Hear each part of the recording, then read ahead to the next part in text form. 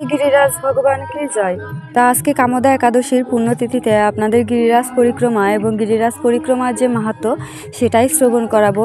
এবং পায়ে হেঁটে পরিক্রমা দিলে কি হয়, গণ্ডি কেটে মানে দণ্ডবত পরিক্রমা দিলে কি হয়, তো সব বিষয়ে কথা বলবো। এবং অনেকে আমার এরকম পরিক্রমা দিয়ে দেখে বলেছিলেন যে মাতাজি আপনি তো আমাদের শিখিয়েছেন যে দণ্ডবত প্রণাম নাকি করতে নেই, তাহলে পরিক্রমা কিভাবে দিচ্ছেন। তো তাদেরকে আমি সেই সব প্রশ্নের উত্তর দেব। এবং ব্রজধাম থেকে যদি কেউ গিরিরাজ নিয়ে আসতে চায় বা গিরিধারী নিয়ে আসতে চায়, তাহলে সেটা নিয়ে আসার কী নিয়ম। যেহেতু আমরা হচ্ছে বাঙালি, আমরা কিন্তু অধিকারগতভাবে আমরা কিন্তু গিরিরাজকে পাই না, তাহলে আমরা কিভাবে সেই গিরিরাজের সেই শিলা সেখান থেকে নিয়ে আসতে পারি। তো এই বিষয়ে অনেকেরই হচ্ছে প্রশ্ন ছিল। তো আজকের এই কামদা একাদশী তিথিতে আপনাদের সেই সকল প্রশ্নের উত্তর দেব। প্রথমে বলি যে আমি যে পরিক্রমাটা দিচ্ছি মাতাজিরা, তো সেটা কিন্তু দণ্ডবত পুরোপুরি পরিক্রমা, এটা কিন্তু অন্যরকমভাবে দিচ্ছে। আমি একটু খেয়াল করে দেখুন, আমার মাটিতে কিন্তু বুক স্পর্শ করেনি।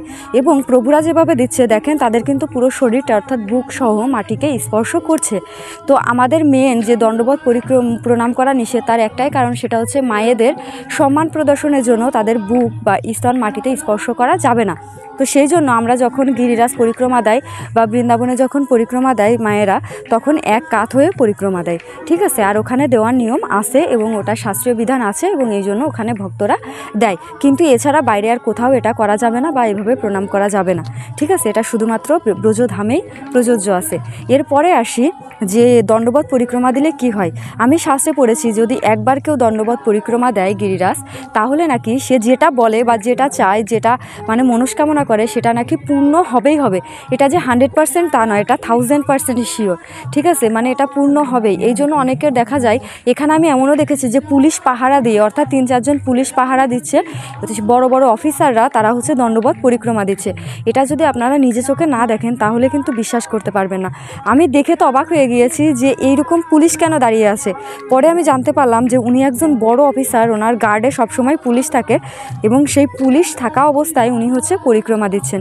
তো এই বিষয়টা জানার পরে আমি জাস্ট অভিভূত হয়ে গেছি যে তাহলে তারা কোথা থেকে এসে কিভাবে এই ধুলার ভিতরে, এই ব্রজের ধুলির ভিতরে পরিক্রমা দিচ্ছে। কিন্তু আমরা সাধারণ ব্যক্তিরা সামান্য মন্দিরে গিয়ে মাথা থেকে প্রণাম করতে গেলেও আমাদের গায়ে ধুলা লেগে যাবে, পায়ে ধুলা লেগে যাবে, অনেক সময় আমরা এইগুলো ভেবে বসি।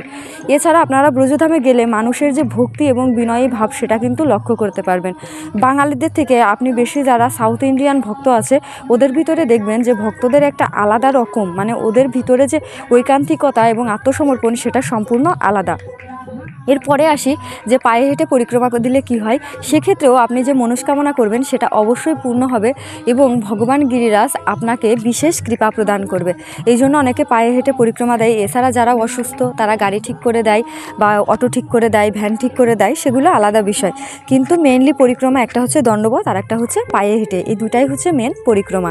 এরপরে আসি যে অনেকেই হচ্ছে প্রশ্ন করেছেন যে গিরিরাজ আনতে হলে কি করতে হবে। তো ব্রজধাম থেকে গিরিরাজ আনতে হলে অবশ্যই আপনাদের ব্রজবাসীদের কাছ থেকে অনুমতি নিতে হবে। অর্থাৎ আপনি যে গিরিরাজ পছন্দ করবেন, সেই পছন্দ করার পর যে কোনো ব্রজবাসীর কাছ থেকে আপনাকে অনুমতি নিতে হবে। সেই ব্রজবাসী যদি আপনাকে অনুমতি দেয়, হ্যাঁ তুমি এটা বাংলাদেশে নিয়ে যেতে পারো বা বাইরে নিয়ে যেতে পারো, সেখানে গিয়ে সেবা করতে পারো ব্রজের বাইরে, তখনই শুধুমাত্র আপনি সেবা করতে পারবেন, এছাড়া কিন্তু করতে পারবেন না। আর এই গ্রামটার নাম হচ্ছে আনোর গ্রাম, কারণ যখন গিরিরাজ পূজা হচ্ছিল তখন এই গ্রাম থেকে শুধু খাবার যাচ্ছিল, আর শ্রীকৃষ্ণ নাকি বলছিল যে আরও আনো, আরও আনো। তো এই জন্য এই গ্রামের নামই হয়ে গেছে আনোর গ্রাম, ঠিক আছে। এটা কিন্তু এই একটাই গ্রাম আছে যেটা সম্পূর্ণ গিরিরাজের উপরে অবস্থিত, অর্থাৎ গিরিরাজের ভিতরে, বাইরে নয়। তো আমরা পরিক্রমা দিচ্ছিলাম, আমি পরিক্রমা দিতে দিতে আমার পায়ে 8 থেকে 10টা ফোসকা উঠে গিয়েছিল। আমি তো লাস্টে ভেবেছিলাম যে আর হাঁটতেই পারবো না বা শেষই করতে পারবো না। আমি কান্না পর্যন্ত করে দিয়েছিলাম মানে শেষের দিকে, কারণ ওখানে বালু এতটা উত্তপ্ত ছিল, এত গরম ছিল, আর ওই দিন এত বেশি রোদ ছিল, মানে সারা রাস্তায় যেতে যেতে কত গ্লাস যে শরবত খেয়েছি, জল খেয়েছি, তা বলার বাইরে। তো যাই হোক, তারপরে ভগবানের অশেষ কৃপা আশীর্বাদে লাস্টের দিকে আমরা প্রায় রাত 9টা বাজে পরিক্রমা শেষ করেছিলাম। কারণ ওই দিন হচ্ছে পরিক্রমা দিতে দিতে এবং শেষ করতে করতে প্রচণ্ড গরম ছিল। আর প্রায় 21 কিলোমিটার বললে কি হবে, পুরোটা যদি এখন যেভাবে আপনারা আছে ওইভাবে যদি দেন, তাহলে প্রায় 25 কিলোমিটারের কাছাকাছি চলে যাবে। তো এই 25 কিলোমিটার পায়ে হেঁটে এই গরমের ভিতরে, রোদ্রের ভিতরে খালি পায়ে পরিক্রমা দেওয়া, তো এটা আমাদের জন্য প্রথমবার ছিল এবং অতটাও সহজ ছিল না। আর সহজ বাকিটা যা হয়েছে সেটা শুধুমাত্র গিরিরাজের আশীর্বাদের ফলে, কারণ যে যতটা গিরিরাজের কাছে আত্মসমর্পণ করবে, গিরিরাজ তাকে তত সহজভাবে এটা পরিক্রমা পরিক্রমা দিতে সাহায্য করবে। বিশ্বাস করবেন না, অনেকে দেখেছি হাত পা নেই কিছু না, তারাও কিন্তু পরিক্রমা দিয়ে চলে যাচ্ছে। তারপরে এখানে দেখলাম সঞ্জীবনী বৃক্ষ। এই গাছ হচ্ছে মরা, মানে একদম মারা যাবে, কিন্তু যখন আপনি আবার জলে ভিজাবেন তখন একদম তাজা হয়ে যাবে। তারপরে এখানে রামফল পেলাম। তো অনেকে হয়তো বলতে পারেন মাতাজি জব করতে করতে খাচ্ছেন। আসলে ওইখান থেকে আপনি যে খাবার নিয়ে হাতে করে আসবেন, ওখানে বানররা এত দুষ্টু, আপনার হাত থেকে সব কেড়ে নেবে। প্লাস হচ্ছে ওই সময় আমি এত ক্লান্ত ছিলাম, ওই যে মানে প্রভুটা ওখানে বিক্রি করছিল, ওনার পাশেই জাস্ট বসে পড়েছিলাম। আর ওখানে জাস্ট এক পিস, মানে ওই এক পিস রামফলের দামই আপনার কাছ থেকে নেবে 3 টাকা প্রায়। তো 4 পিসের দাম 10 টাকা মতো রাখে। তো এই আমরা কিনেছিলাম এরকম 8 পিস কিনে, আমরা তারপরে ওটা খেয়েছিলাম। এটা হচ্ছে শ্রী রামচন্দ্র যখন বনবাসে ছিল তখন এই ফলটা খেয়েছিল, এই জন্যই ফলের নাম হচ্ছে রামফল। এটা হচ্ছে একটা ফল পাকতে 14 বছর সময় লাগে, যার কারণে এটা অত্যন্ত মূল্যবান এবং অনেক দাম। ঠিক আছে, তো যাই হোক, আমরা গিরিরাজের ভিতর দিয়ে আস্তে আস্তে করে পরিক্রমা শেষ করলাম। তারপরে শেষ করার পরে এখানে যে আমরা যখন বাসায় মানে পৌঁছানোর পরে আমি 3 দিন, জাস্ট 3 দিন মানে বিছানা থেকে উঠতে পারিনি। বিশ্বাস করবেন না, মানে পায়ের ফোস্কার কারণে আমার শরীরে একটুও কষ্ট হয়নি, কিছু না। আসলে আমি একটা ভুল করে ফেলেছিলাম, ওই গরমের ভিতরে যখন পরিক্রমা করছিলাম, বালি অনেক গরম, তো আমি বারবার না, ওখানে জলের ব্যবস্থা আছে, তো আমি বারবার পা ধুচ্ছিলাম।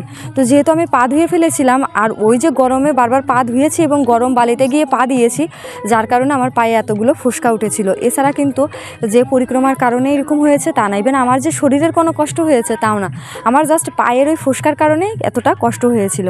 তো যাই হোক, যারা ব্রজধামে যাবেন তাদের প্রথম কাজই কিন্তু হচ্ছে গিরিরাজ পরিক্রমা সম্পন্ন করা, কারণ ব্রজধামের প্রথম কাজ হচ্ছে আপনাকে রাধাকুণ্ড শ্যামকুণ্ডে স্নান করার পর গিরিরাজ পরিক্রমা সম্পন্ন করে তারপরে হচ্ছে বাকি যে দর্শনগুলো আছে সেই দর্শনগুলো লাভ করা। তো আস্তে আস্তে আমাদের রাধাকুণ্ডে আস্তে আস্তে মানে সন্ধ্যা হয়ে গিয়েছিল।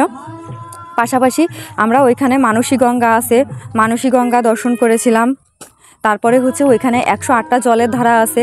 তারপরে যে গাভী আছে, মানে সুরভি গাভী, এখানে যদিও ফোন অ্যালাউ না, তো আমি বাইরে থেকে যতটুকু পেরেছি ততটুকু আপনাদের জন্য দেখানোর জন্য করেছি। আর এটা হচ্ছে মানসী গঙ্গা, কারণ এখানে হচ্ছে গঙ্গা দেবীকে আহ্বান করে প্রতিষ্ঠা করা হয়েছিল। তো এই জায়গা আসলেও সবাই স্নান করে, আপনারা এখানে এসেও স্নান করতে পারেন। তারপরে এখানে গিরিরাজের যে ভিতরে যে মানে মন্দিরগুলো আছে বা অনেক পান্ডারা আছে যারা এক এক জায়গায় এক একটা মন্দির তৈরি করেছে। এই যে জায়গাগুলো দেখছেন, এখানে যে সাদা সাদা যেগুলো দেখছেন এগুলো কিন্তু চিনি। তো আমি প্রথমে ভাবছি চিনিগুলো কেন দিয়েছে, পরে জানতে পারলাম যে চিনিগুলো দিয়েছে পিঁপড়াদের খাওয়ার জন্য। কতটা মহৎ ভাবুন। আর এই যে পাথরের গায়ে একটু ভালো করে লক্ষ্য করুন তো কি দেখতে পাচ্ছেন, এই পাথরের গায়ে স্বয়ং বাঙ্কি বিহারীর দর্শন পাওয়া যায়। মানে যখন রাত হয়ে যায় তখন বাঙ্কি বিহারীকে একদম স্পষ্টভাবে দেখা যায়। তো আমরা যখন পরিক্রমা দিতে গিয়েছিলাম তখন আমরা ওইখানে এক পান্ডার মাধ্যমে যখন পূজা দিয়েছিলাম তখন এটা দেখতে পেয়েছিলাম।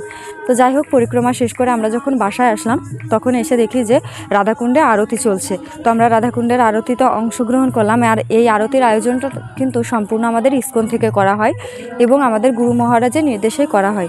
তো আমরা এখানে একদিনের প্রদীপে যত ঘি লাগে সেই ঘিয়ের হচ্ছে প্রণামীটা দিয়েছি। প্রণামী মানে আমরা ঘি কিনেই দিয়েছিলাম। তো যাই হোক, কেমন লাগলো ভিডিওটা সম্পূর্ণ অবশ্যই জানাবেন। ধন্যবাদ সবাইকে। হরে কৃষ্ণ, জয় জগন্নাথ।